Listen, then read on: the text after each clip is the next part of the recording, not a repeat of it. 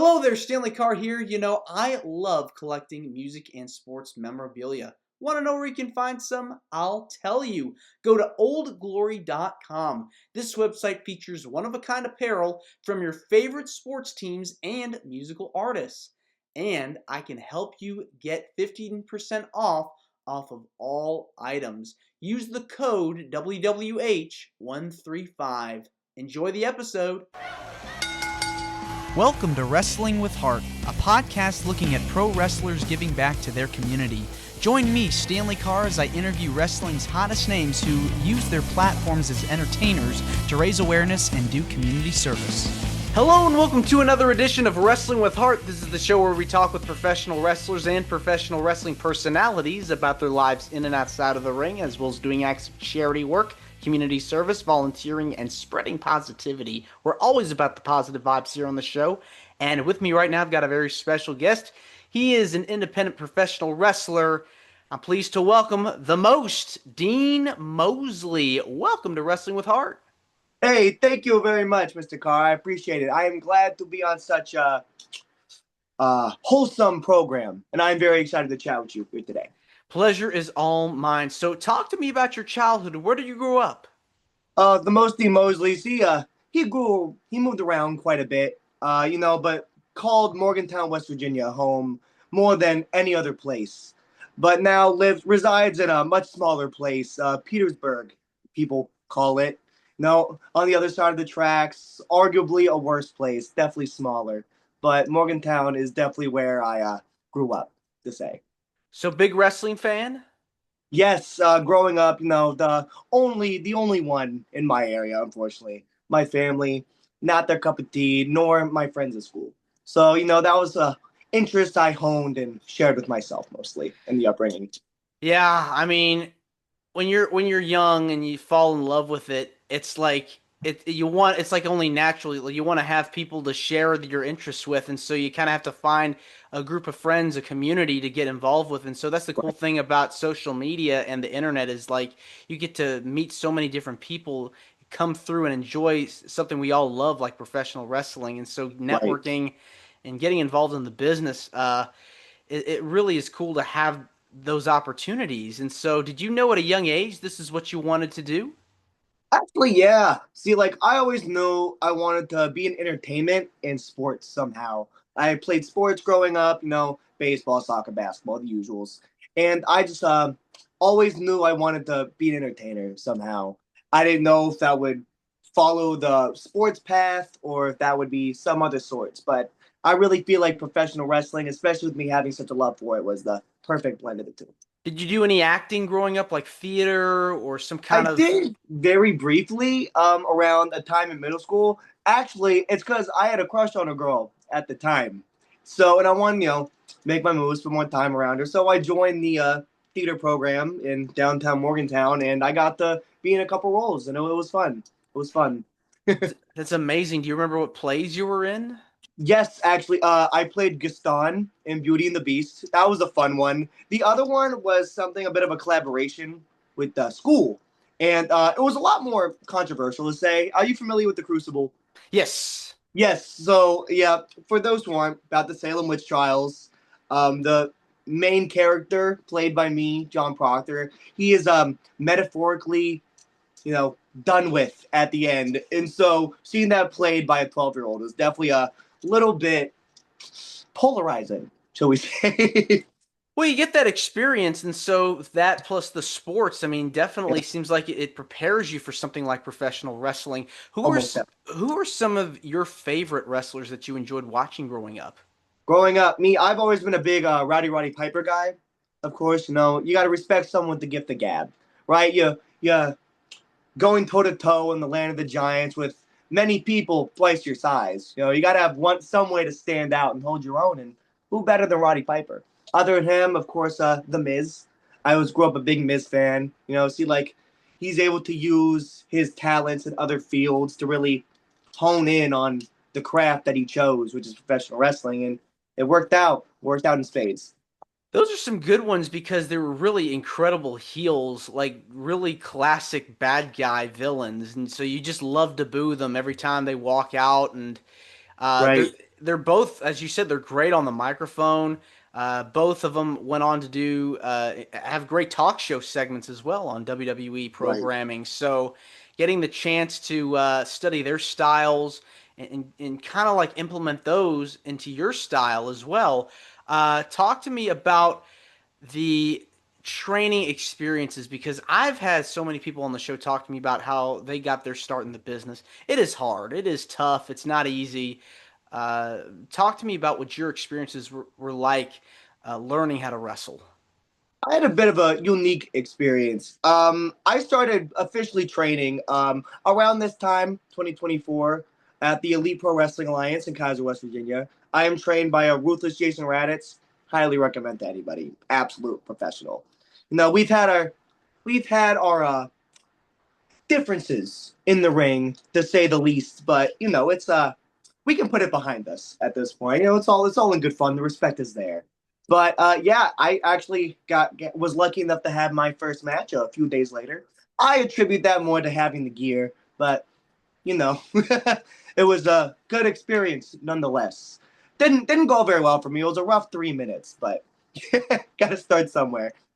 Yeah, I mean, once you have your first match, you feel good about it, it's over with, and you move on and you start developing a sense of confidence. When you're learning how to wrestle and go through the ropes and take those bumps, talk to me about some of the pieces of advice that your trainers are giving you and things that you're applying now when you're going through the training process. Really, mostly it was at first I got slowed down quite a bit. You'll hear it all the time. You go slow, need to go slower, all that stuff. But it's all about being able to stay in control and being able to evaluate what's going on in the ring at all times. Because everybody goes in the ring with the game plan. We all want to win. We're here to win. But sometimes the game plan you initially had is gonna go awry, to say the least. And the real professionals show themselves when they can handle themselves with composure and keep things under control. Yes, take the time as much as you can to learn the techniques, basics. Eventually, you start getting it. You start developing a repertoire, and it just all builds up, and you start putting it all together. And so you're wrestling. First match, you just mentioned just a 3 minute match, but talk to me now about your career currently in the business. Talk to me about some of the people that you've been able to work with. So me, I have been very fortunate to have had opportunities to work with guys like James Ellsworth. Me and my partner in the Thunder Road, Troy Thunder, we teamed with him against Shane Shadows, indie legend Hijinks in the DMV area, big name, and young guy, big name, half of the faculty, Andrew Thompson. So we faced off in a 6-man tag at the Madison County Fair over the summer for Championship Pro Wrestling, and a funny story about one. It was raining quite profusely, and the ring was a little bit slick. And there was a couple moments where the ring definitely got the last word, to say the least. So a fun experience for sure. But I would definitely like to have the chance to do that one over. And this was an outdoor show, I'm assuming. Yes, it was. It was. Yeah, that's like the worst thing to have happen because when you're at an arena, you don't have as much of a risk of that happening. You want to be able to do your thing and go out there and put on a show without any kind of interference. And so pouring down rain in the middle of a wrestling event, that's hard. It switches the game plan for sure. And the goal is always to keep the shirt as white as possible. And in those circumstances, that kind of goes out the window. You Yeah, I mean, you got to improvise. got to. Yeah. Okay, so you mentioned James Ellsworth. Who else have you like any bigger names, bigger stars you've had the opportunity to kind of rub shoulders with and kind of pick their brain? I've been able to do a few great seminars. Of course, those are always good to do. I've been able to learn from the Good Brothers, Super Crazy, Shane Douglas, guys like that who just, they've been there, they've done it all. And, everything, every piece of feedback they gave me stuck right there. And I apply it the best I can every time I go out there. Have you been able to what things are you asking them and then they're giving you anything any tips that they're kind of like watching your matches and their feedback that they've given you that you've applied to stuck with you. I always love to ask about making the most of my time. Because, you never know in a show how long you're going to have. And that could be your only opportunity. You come in, you get a spot in a rumble. That's not going to last too long. Because, the odds are you're not going to win the thing. So, how can I make these people want to see the most Dean Moseley next show? And the limited amount of time that I have out here. And there's there's no right way to do it, but I would say there are wrong ways to go about it. That's for sure. But the best piece of feedback I've gotten, it's so hard to narrow down one. Oh my, you put me on the spot and I'm drawing a blank. Oh no. Ah. Okay, I'll say it. Tony Atlas told me one time at a show, he told me, know what you bring to the table. Because everybody's got their own flavor, right? What are you? What are you gonna put on the show that nobody else is going to? And that's one that really sticks with you because it's a constantly changing answer. And the thing is like professional wrestling always has characters in Right. different eras. With the 80s, you had Hulkamania, you had Ravishing Rick Rude, Macho Man, Jake the Snake Roberts. And then eventually you get to the 90s when you have like guys like The Undertaker and Shawn Michaels and Diesel and Razor Ramon. All these different feels and different characters, you know, complement each era. And then of course the Attitude Era comes along. Then you get the Ruthless Aggression Era. See, it's like different characters really stand out in those Right. eras in those different time periods. And so you kind of get a sense of like this is what makes this era. This is what makes that era. You have to have people that stick out so that they're memorable. And I think that's very important that you're able to have those kinds of characters around. Most definitely. Because wrestling at the end of the day, it's a variety show. If everybody's bringing mashed potatoes to the potluck, who's really gonna eat? Because it's not a good time for anybody. Well, I think it's important to have something for everybody to come out and enjoy and see. And so I think having the best of the best is important. Of course, of course. Now, I want to switch gears and talk about some of the stuff you've done outside of wrestling because I know you've Yes. been very involved with doing a lot of charity work and have been out there in the community. What kinds of things have you been able to do to help make a difference? See, and living in a small place like I do, there are ways that I try to get out there and do what I can. And luckily, some of it I've been able to do through work. And there's times like where I have worked at residential care, helping out older people and the things that they do. Just day to day life, trying to help as much as I can. But outside of that, there were times during the holidays.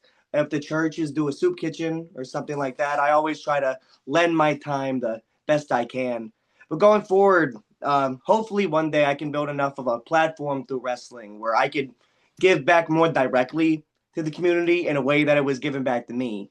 Like when I was a kid, I was provided a lot of opportunities to do more things that I would like to do now, like work with a Ronald McDonald House or just be more directly involved in the community, however way that could be. Was there a particular event or charity that you were involved with that meant so much to you? There was one, I don't know it by name off the top of my head, but it was something that initially started through my middle school. And I actually, it's funny enough, I got into, like, I had to do it for a couple weeks because at the time, I thought of it as like a punishment, right? I had gotten a scrap with a teammate in a sport, and it was decided by my coach, my mother, and the teacher who ran this that I should be a part of it because they thought it would open my eyes to some different things. And let's just say it did. After my time was over with that, I decided to keep doing it on my own accord. And we were able to go around, just pick up trash off highways, parks, try to clean up and help out the environment the best ways that we could throughout Morgantown. Yeah, those are always fun getting out there and trying to pitch in and try to clean up recyclables and try to Always more try to to do. yeah, I mean you're essentially you're helping to save the environment and provide wherever you are just a better place to be, a better place to live. clean air, clean water, and so you're able to go out there and try to clean up as much stuff as possible. Don't want to have those dirty things laying around. You want to keep things, Yeah. as spick and span as possible. Unfortunately, living in a small town in West Virginia like I do, the narcotics and drug epidemic is unfortunately very high in the area. So, and I can't, like, there were times I couldn't take my son to the park without seeing paraphernalia or trash just scattered. So I went and I talked to my friend whose father works for the city. And I asked if there's a way to like put something together to try to do something to pick up around the area like I was able to do back there. Being in a small town, it's hard to make those kinds of things happen. But I'm hoping, especially speaking about it on here, that if it's a more public thing, they would definitely be more willing to do it. Yeah, public works and just helping the environment, I think, is a big deal. And I think that's something we all could learn from, something we all could be doing, making the world a better place, especially. What is it about giving back to the community that gives you the most joy? It's just there's so much negativity in the world nowadays, and it's hard to get caught up in that. And I guess for if I were to say for a reason for myself doing it, it just makes me feel good. It's good to know that you did something positive. And on the other hand, the person you did the positive thing for, whatever it may be, to whatever scale, like gestures go a long way, especially nowadays. Like I remember it's such a weird thing, but some person I never met before like smiled at me, waved at me, asked how my day was going.